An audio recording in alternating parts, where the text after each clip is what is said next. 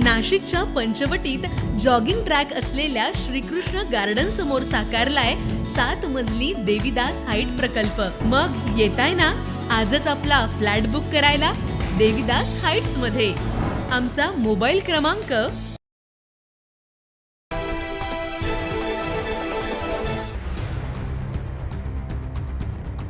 नाशिकच्या धर्मांतर प्रकरणातील मुख्य संशयित निदा खान हे सध्या कारागृहात आहे। मात्र याच निदा खानला आश्रय देणारा IMI पक्षाचा छत्रपती संभाजीनगरचा नगरसेवक मतीन पटेल यांना नाशिक पोलिसांनी चौकशीसाठी बोलावलं होतं आणि याच चौकशीसाठी नगरसेवक मतीन पटेल हा आज चौकशीसाठी नाशिक पोलीस आयुक्त कार्यालयात दाखल झाला।